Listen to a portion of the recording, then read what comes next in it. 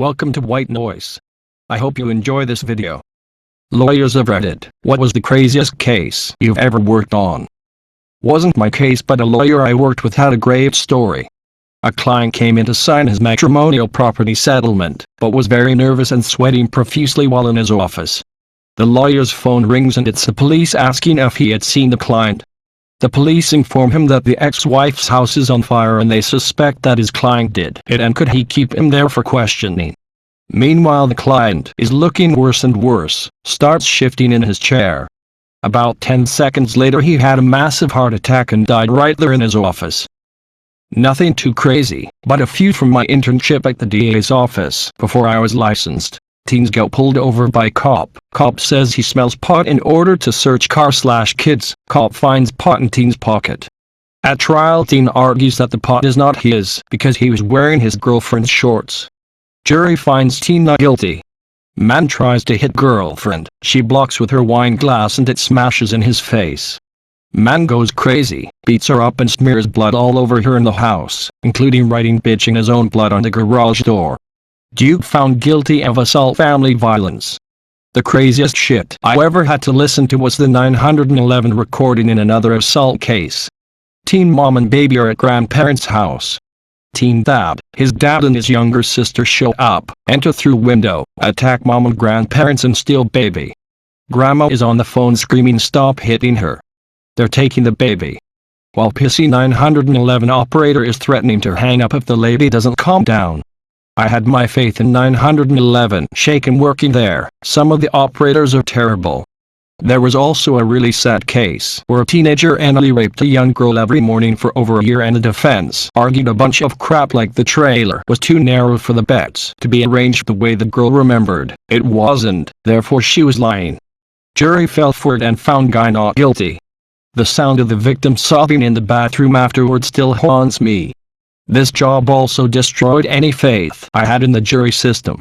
We got to talk to them after the verdicts, and JFC juries are stupid. Edit. In the rape case, we had medical evidence of healed anal tears in addition to the girl's testimony. I am still in disbelief over the verdict. But then in my first trial I had what I thought was a super clear-cut case of a DWI on camera with the girl staggering and stumbling and acting visibly intoxicated, and the jury said after that it was a really close decision and they almost went not guilty because of the defense's arguments. /FESPAM. Fun fact, the girl also went off on a racist tirade about not wanting to go to jail with all the blacks and Mexicans, but of course, judge wouldn't let me show that part as it was overly prejudicial. Whoa. Obligatory not a lawyer. I am, however, a law student. First though, you'll see a lot of people talking about attorney-client privilege and confidentiality. Now while that, in some ways, may be true, it is very difficult to enforce in any online medium. Don't give out names and you'll likely be fined, unless your case is a landmark case. Also, not all lawyers on Reddit are US lawyers, and even between state lines the confidentiality laws change a bit. This thread doesn't have that many answers because lawyers condition themselves not to talk about their cases, not because of a difficult to enforce law that would prevent them from doing so. That said, my professors do give me some stories over drinks. Posted before. My professors and some of his buddies once sued each other for fun. The reason was that one of them was holding a government position, but the customary endorsement was lost in the paper trail years ago. They appealed all the way to the Supreme Court just so they could have their names in the records. I worked part-time at a firm.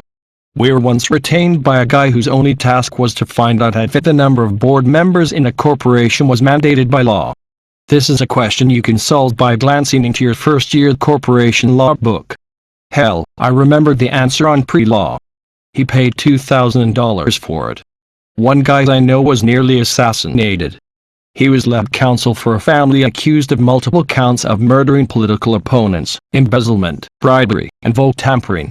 Was just walking home through a crowded street when a guy pulled up on a bicycle and took a shot. He was a lousy aim and ended up hitting a lamppost. People then proceeded to mob him and beat him up. Lesson: pay for expensive hitmen. I don't have much time, but I can do UTL. Doctor version: I'm not a lawyer, but my mother works as a family lawyer. She was doing an ugly divorce, working for the husband. One day, she gets a call, and the husband tells her that the wife took the kids to Thailand for good. Granted, she was originally from there, but since they both had half custody, the entire case went south. They had to get her kids back from the country via Thai police since this was a direct violation of the agreement. They went into the wife's home, took the kids, 7, 5, 3, and shipped them back to the father. The wife, who I might mention was an alcoholic, was never heard from again. Last I checked, the father got engaged, and all the kids are doing well. This was 2.5 years ago. I can try answering any questions tomorrow. I'll have to call her and ask her about it. I know a lawyer in a case with a serial litigant where it took months to find a judge to try the case in front of, because every single judge who came up had to recuse themselves. Because they'd been sued by the plaintiff in the past or were currently being sued by the plaintiff. This same plaintiff had threatened multiple judges, lawyers. For the record, the reason they were suing in this particular was because they had been disbarred because of actions taken by the defendant in the case. Lawyers, what is the dumbest defense you have seen someone attempt in court? Serious. My sibling was caught driving under the influence of oxy. The cops found the pills in his car. The officer wrote the wrong dosage of the pills in the container on the report, and my sibling tried to use sure I was under the influence, but technically it wasn't XMG, it was X larger number mg, thinking that he would get off on the technicality. It did not work.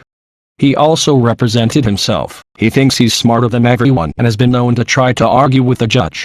Your Honor, the cop was clearly incompetent. I was actually committing a worse crime than I'm being charged with. Was waiting for my brother to do his thing in front of the judge when the kid before him was arguing that the coke he had on him was not pure enough to be deemed coke, so he should have the charge dropped and that it wasn't his fault that his 8-year-old son couldn't handle a line.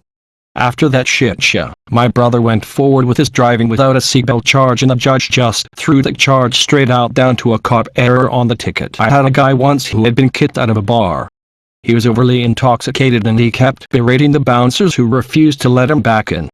The bouncers called the police. I arrive, and I end up calling the guy a cab, hoping he'll just call it a night. He continues to yell at the bouncers while we wait for the cab, and everyone's patience is wearing thin. When the cab arrives, he refuses to get in, and tells us all to fuck off. I ended up having to arrest him and charge him with disorderly conduct. His trial date comes up, and he chooses to represent himself. The prosecutor has me on the stand, and I testify to his behavior, his obvious intoxication, my attempt to resolve the situation without arrest, etc. Now it's his turn to cross-examine me. Here's how it went. Him. Officer, on the night that you arrested me, did you read me my rights? Me. No, I did not. Him. Your Honor, I rest my case. The judge just looked at him with his head in his hands, watching the case of a woman who had got into a fight with a council-bin man. Here in the UK, I realized there was a man who kept coming in and going out of the court. The accused was denying she had done anything, and the bin man said she had slapped him, and her long acrylic nail caught him in the eye, partially blinding him. The defender called the accused's mother as an eyewitness, who was an elderly lady. She walked in, sat down, was sworn in, and answered the first question by saying exactly what she'd been told outside the court. I have to say she wasn't anywhere near the man because they got a guy who says she was defense lawyer. Head sank into his hands. The prosecutor and the judge looked at each other and at the guy who'd been going in and out of the courtroom, reporting to his mother, the witness, what the prosecution had said. He narrowly avoided jail for contempt of court. The woman accused was convicted, sentenced to 9 months in jail for GBH, grievous bodily harm. My father worked for the IRS when he first got out of law school, and apparently at some point they took a worm farm from a guy in lieu of taxes. My father swears there was a memo sent around the office wanting ideas on A, what to do with the worms, and B, what to do with the elephant. The elephant ship was used as a home for the worms. That was the defense. They pleaded dumbness. And it was true. They were stupefied. And it worked, too. I was more of an observer than a prosecutor. I posted about it on Reddit about a year ago. I was just coming on board with the DA's office, and this is the first case that landed in my lap. From me at least, it was an education in just how far afield of sanity one can fly on cocaine. In 1983, I was the deputy DA for 2.5 counties in a 6-county judicial district in the rural West. I had an office that included only me and a secretary and a storefront in one of the county seats. The town was also a ski town. So yeah, some drugs. My first time in court was a pre-trial hearing for some bank robbers. They weren't exactly professionals. They were, in fact, restaurateurs who had a typical ski town experience. They opened up a nifty restaurant, which was immediately successful. They worked like dogs, seldom saw their families, built the business into a money-making machine. And when they finally had it all up and running smoothly, they decided to celebrate some. At first, there was plenty of money for coke. Work, work, work, party, party, party, ski, ski, ski. Seemed like it would last forever. It didn't. Had to cut back on the restaurant because money for coke had a higher priority.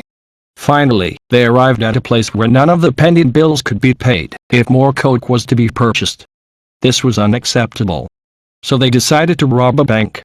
The bank in question had been previously, in the last century, stuck up by Butch Cassidy's and the Hole-in-the-Wall gang, so maybe that was the inspiration. The bank was proud of that. It was a local bank, with a big vault, and a 2-ton roundish safe on rollers that they kept in the lobby because it was pretty neat. Our restaurateurs didn't want to do something so dangerous as barge into the bank and steal money face to face. Instead, they rented the office next door to the bank. They were going to tunnel in. Which they did. Got all the way under the foundation of their building, under the foundation of the bank, and finally tunneled right under the vault. People in the bank reported funny noises. Eventually the local marshals began sniffing around. Good thing, too. Our boys had reached the floor of the vault, and were appalled to find rebar in the concrete. What to do? Rebar cutting torch. That's the ticket. Visualize this, I heard it first at that court hearing. They had tunneled down under 2 building foundations, and then up under the vault. No ventilation. Now if they had crawled under there and lit that torch, the oxygen in their little sub-all chamber would have been used up in no time flat. The trouble was that lack of oxygen does not provoke any reaction in humans. You begin to gasp for breath when the CO2 content in your body becomes too high. That requires physical effort, and takes some time. Time they didn't have. By the time they realized they were out of oxygen, they would be asphyxiating, not enough energy to crawl back out of the tunnel. Dead meat. It was worse than that. Suppose they had ventilated, and the cops were slower on the uptake. What then? Here's what. Remember that 2-ton safe on wheels? What the robbers didn't know was that every night at closing, they rolled that safe into the vault. So, had they gotten through the rebar, it was just a matter of time before a 2-ton safe came crashing down on them, like some bad outtake featuring the hapless coyote in a Roadrunner Looney Tune. The cops got to them just in time. That's actually what one of them said to the judge at my hearing. They were so grateful. They had been in the county slammer for maybe 3 months, so they had time to dry out. They thanked everyone who busted them. They threw themselves on the mercy of the court. And this is the part that stuck with me. They made a very convincing case that they did not even recognize those 2 coked-out bandits as themselves. To them, it seemed like alien entities had taken over their bodies. The coke has a mind of its own. The more I dealt with coke, and meth, too, the more likely that unlikely excuse seemed. I'm not a doctor, but my experience is that the drugs we sell, legally and illegally, are not much different than the zombie drugs that drive a rabid rabbit to attack a fox. The drugs have an agenda all their own. So yeah, coke is fun. It's like popping rabies up your nose. Good for the rabies, I guess. Not for anyone else. As for the robbers. What can I tell you? It was a ski town. After the defendants, advised and assisted by their excellent lawyers, had made an exquisite swan dive onto the mercy of the court, thence came a parade of pillars of the community to testify as to what civic heroes they'd been before their little indiscretion. Even the president of the bank, Fur Triceps. The mitigation was epic and dramatic. They were led astray. It was all an aberration. No one was hurt. They were the preps, but they were the only victims, too. They and their stellar families, who are right here supporting them still, in spite of everything. We're all white people here. Let us help our strained brothers. Jail will not do them, or their families, any good. I mean, it could have happened to any one of us. Gotta admit, that last point was valid. Ski Town. On a powder day, you can almost breathe a privilege. They got time served, perpetual probation, and they had to compensate the bank. The judge skied, too. Thanks for listening. Please do subscribe and watch my other videos.